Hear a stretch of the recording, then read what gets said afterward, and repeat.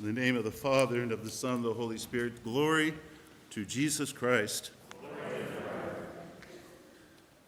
Today's the second Sunday after Pascha. We call it Thomas Sunday. If you look up at the top of the north peak, you see the scene that was described in the gospel today. Beautiful, beautiful fresco.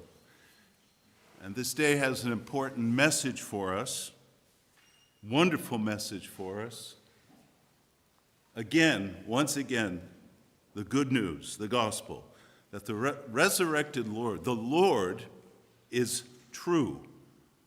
He is resurrected. All power is given unto me in heaven and on earth, he says. We believe that. All power over everything. And he is on the throne next to the Father, ruling all things, putting all the enemies, the spiritual enemies, under his feet until such time that he deems it proper to appear in glory, and we will be raised. We will be judged, we will be raised. The resurrected Lord is real, always, now and ever, and unto ages of ages. Amen. 8 days after his rising, which is what we had on Pascha, what's today, 8 days after Pascha, St. John tells us that St. Thomas was with the disciples when Jesus appeared and said, "Peace be unto you." Those words, "peace be unto you," they're not merely words conveying hope for a good state of mind.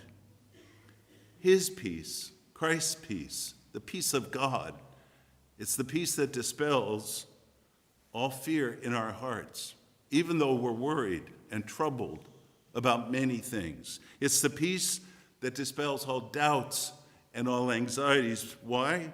It's the peace that strengthens us. Why? Because his peace is his presence in our midst. His peace is his presence. And we, says St. John, have life in his name. Today's gospel is completing the reading today, that completes the reading we had on Pascha, the encounter with the living Lord that we began Pascha afternoon. You recall, perhaps, that reading ended with the statement, and perhaps it seems strange to us on Pascha, it ended with the statement by St. Thomas, "Unless I see, I will not believe." That's Pascha Day. That's what we're left with in the middle of the afternoon. And that's good, because like Thomas, we need to go deeper into our heart, because Christ is not going to appear the way he appeared to Thomas, to us.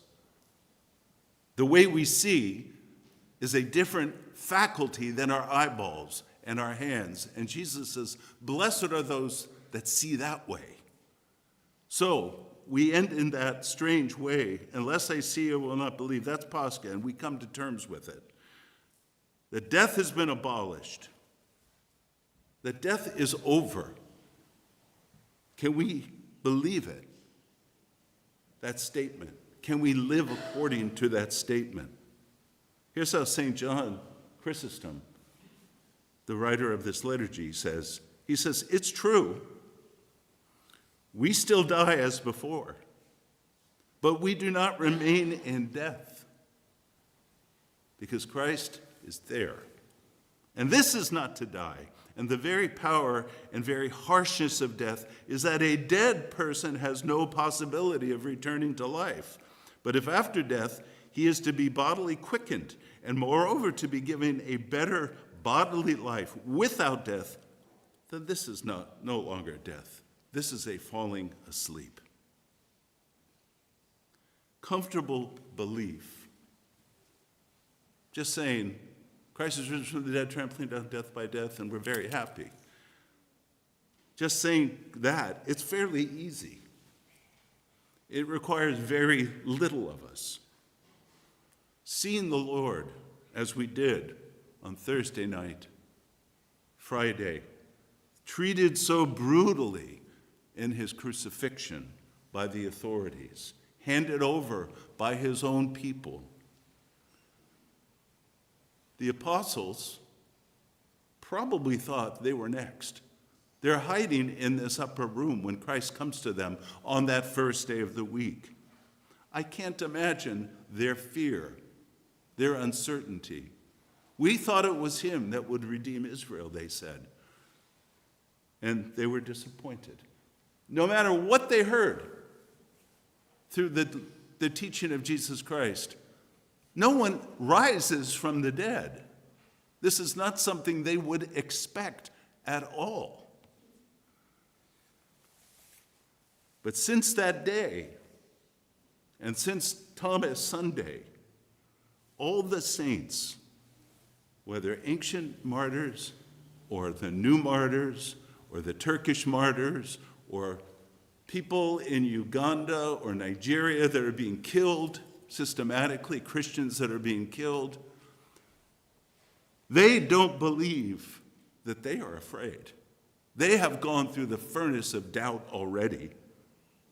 They have gone and carried that cross which has transformed them to make them like gold. That's our goal. Not to be comfortable Christians. No, our goal is to carry that cross, to encounter that furnace of doubt in our heart, and to let the Lord inside our deep heart, where we say to him, "Thou art my Lord and my God." How could I not see that? We hear the words of St. Thomas proclaiming with that phrase with complete faith, that Jesus is my Lord and my God, not just the Lord and the God. The scriptures tell us that the Lord appeared to his mother, to Mary Magdalene, to the mother of James and John, to all of the apostles, to 500 people at once.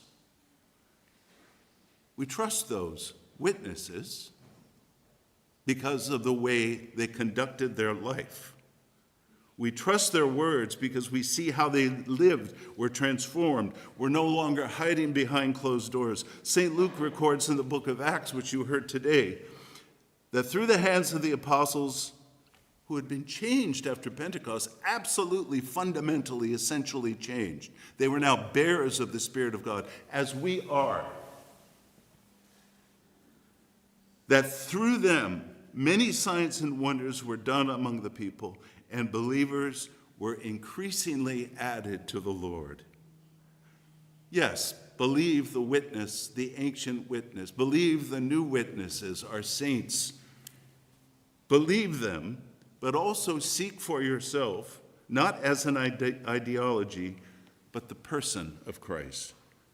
Touch him, not physically, but in your deep heart. The church, Lent, the services, the holy mysteries, worship, all the hymns, the fasting, the prayer, the prostrations.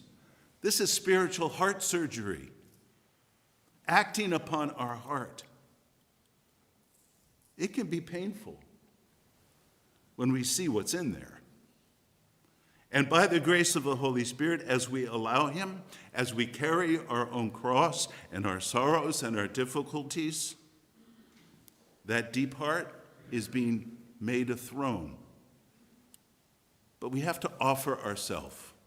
It's comfortable not to, because doubts come and resistance comes. When resistance comes, you have to ask, why now? What's that about? Because that's from the evil one. God will not bring something to fruition in us, in our heart, without our having had a hand in cultivating the grace that is going to be there. We will get from him joy, contrition, wisdom, understanding, more joy, more contrition, conviction, whatever our heart has prepared itself to receive, and what we are capable of receiving with faith, that is what we will receive. We are filled, says one elder, to the degree that we are empty, that we have made room within ourselves for that faithfulness, that life of faith, and the love for God. The love for God. That's primary. This is something that is for me, acquiring Christ as my own, here in the midst of the congregation, to no longer be in a prison of my self-will and my sins and fear of death. Let me give you a few practical suggestions as I conclude. If you are struggling with being faithful, I won't say unbelief, I will say faithfulness, coming to church, praying, loving God, forgiving, all of those things. If you are struggling with being faithful, the first thing, this is very important, do not stop praying. Any way you can. God is so humble, he will receive that prayer. But do it. And remember this, like in any endeavor in our life, and I've told you this many times, there is no quality without quantity. You cannot become a good musician without a lot of practice. You can't become a good athlete without a lot of practice. You can't become adept at prayer without delving into it and waiting around and sometimes drowning in your own thoughts. But the quality will be there because it will be a gift of God. Pray. Secondly, learn about the faith. If you have a Sunday school education only, your faith will not survive. But here, the riches we have, the books, the teaching, the people, let your faith be strengthened. Talk to other people who love their faith. Try to emulate them, learn from them, understand why they believe. Follow them as apostles. And third, most important, experience, participate. This helps our faith to grow, to mature within us. Participate. Come to church. If Thomas had not come back on the 8th day, but on that first day, when Jesus had come to the apostles and said, "Peace be unto all," and he had to say it twice, they were so shocked. If Thomas had not come back the next week, he would have been left with, "Unless I see, I will not believe," and that would be the end. We should not miss any liturgy on a Sunday. No, we should not, because every liturgy is an immense gift from God to each one of us.